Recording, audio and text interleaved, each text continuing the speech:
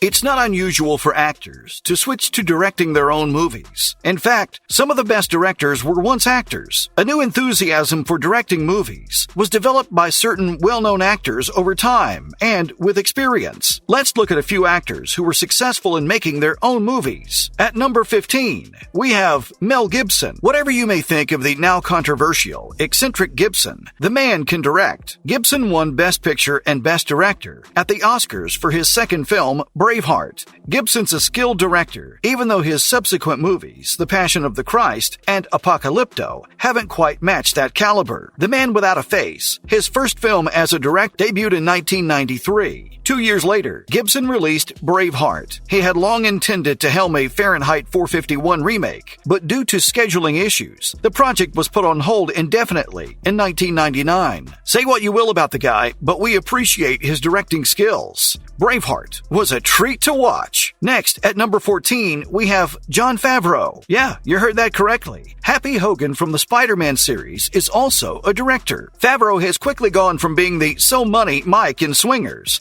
to becoming one of Hollywood's most beloved directors. Family-friendly movies by Favreau, like Zathura and Elf, prepared audiences for big-budget extravaganzas like Iron Man and its sequel, and Cowboys and Aliens. He's one of Hollywood's most talented and well-known directors. He began his career as a stand-up comedian before moving on to tiny cinema roles in the early years of his career, which was considerably different from the director's position. He later switched to directing, and his projects like Chef and Iron Man were absolutely fantastic. At number 13, we have Peter Berg. Peter Berg rose to fame as a director after beginning as a small-part actor. Berg discovered his voice with the outstanding Friday Night Lights after beginning his career with subpar comedies like Very Bad Things and The Rundown. He later went on to helm the TV show's pilot, and he has since directed The Kingdom and the Will Smith superhero movie Hancock. His recent movie, Spencer Confidential, was extremely entertaining and a treat to watch. Also, who hasn't seen Hancock? It was the most memorable superhero movie of our childhoods. Moving on to number 12, we have Ben Stiller. Who doesn't know the hilarious Ben Stiller? Looking at Ben Stiller's filmography is like pursuing a 20-year archive of cult comedies. In the beloved comedy Reality Bites, The Cable Guy,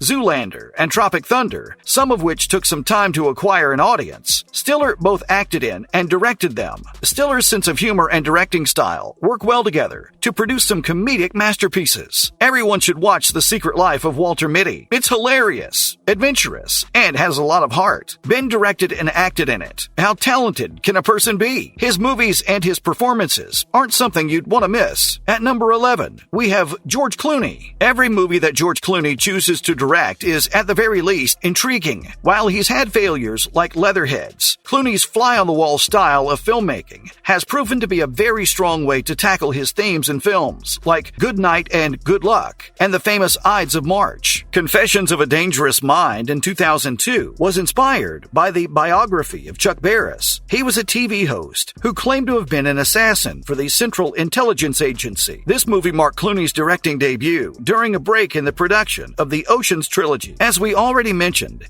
he picks interesting topics. Moving on to number 10, we have Ben Affleck. His first directing effort was a 1993 short film titled I Killed My Lesbian Wife, hung her on a meat hook, and now I have a 3-picture deal at Disney, which shouldn't have been all that surprising, given that he returned to the comfort of his native Boston in Gone Baby Gone and The Town, and revealed a darker, harder side. Affleck won an Academy Award for Argo, fully deserving, if we may add. It was truly a masterpiece. Next on the list, number 9, we have Sofia Coppola. Sofia Coppola's acting credits mainly consist of playing a bodyguard in The Phantom Menace, performing gymnastics in a Chemical Brothers music video, and taking the brunt of The Godfather Part 3's shortcomings. The Virgin Suicides, Lost in Translation, Marie Antoinette, and Somewhere are the only 4 films she has directed, but she has already shown that the directing skills run in the family. We know you've heard that last name before. She's the daughter of the mastermind behind The Godfather. Moving on to number 8, we have Gene Kelly. He performed in some of the all-time greatest musicals by singing, dancing, acting, and even directing. Kelly co co-directed Singing in the Rain, possibly the best musical movie ever produced. And On the Town with Stanley Donen. Gene directed a number of movies in 1956. To write, star in, and direct Invitation to the Dance, he traveled to France. Sadly, this experimental movie wasn't as popular as his earlier ones. What a genius, though. He completely changed the way musicals were made. At number 7, we have Rob Reiner. Reiner has had a remarkable career. Despite the fact that many of his most recent pictures are too sentimental, Reiner has shown his ability to work in a range of genres with genuine masterpieces, including This Is Spinal Tap, Stand By Me, Misery, The Princess Bride, and When Harry Met Sally. Despite having directed 22 movies in total, Reiner would be best known for his 6 films, which include his big screen debut after a few like This Is Spinal Tap in 1984, and then A Few Good Men, which released in 1992. Next at number 6, we have Sidney Pollack. Over the course of his 5-decade-long career as a director, Pollack experimented with a variety of styles, from Tootsie to Out of Africa, and he was never afraid to attempt anything new. Pollack's later movies mainly underperformed at the box office, but his early work is without a doubt excellent, and he has won Oscars to prove it. In addition to acting in over 30 films and shows and producing over 44 films, Pollack also directed more than 20 movies and 10 television shows. Wow, that's what we call a career. Moving on to the top 5. At number 5, we have Tom McCarthy. Tom McCarthy fits the mold of the cliched character actor you know, but can't quite place from where. McCarthy appeared in supporting roles in George Clooney films like Syriana and Michael Clayton, as well as the Fokker series. But McCarthy has cemented his place in cinema history with a trio of outstanding movies: The Station Agent, The Visitor, and the underappreciated Win-Win, along with a writing credit on Up. Up was legendary. In fact, we're going to rewatch it soon now that we've heard about it again. Moving on to number 4, we have Ron Howard. Speaking of talented young TV performers making the transition to filmmaking, Ron Howard has pushed himself past his performances as Richie Cunningham and Opie to create some of the most acclaimed and commercially successful movies ever. How the Grinch Stole Christmas and The Da Vinci Code pale in comparison to Howard's work on the films Apollo 13, The Paper, A Beautiful Mind, and Cinderella Man, which demonstrates his ability to make movies that are both well-made and well-received. He's given us some of our favorites. Next at number 3, we have Woody Allen. Allen was an actor before he rose to prominence as New York's voice in film. In the 1967 parody Casino Royale, he even played James Bond. Allen has been directing at least one movie annually since 1982. He demonstrated that he is still a director to be reckoned with recent films like Vicky Cristina Barcelona and Midnight in Paris, his most successful film, despite the belief that the Allen of the past with movies like Annie Hall and Hannah and Her Sisters had long since vanished. In addition, Allen was renowned for creating compelling and well-developed female characters. He was recognized as one of the most outstanding filmmakers in the world by the late 1970s. At number 2, we have Clint Eastwood. Clint Eastwood is arguably one of the most captivating directors to watch at the age of 82. He may make slower Hollywood stuff like Hereafter and Invictus, but he keeps his audience interested. Unforgiven, one of the classic modern westerns, was directed by Eastwood, who also produced fantastic movies like $1 Million Baby, Mystic River, and Letters from Iwo Jima over the past 10 years. One of the actors who we've been seeing since our childhood, and love him since then. Finally, at number 1, we have Charlie Chaplin. Chaplin not only created one of cinema history's most well-known characters in The Tramp, but also served as director, producer, writer, composer,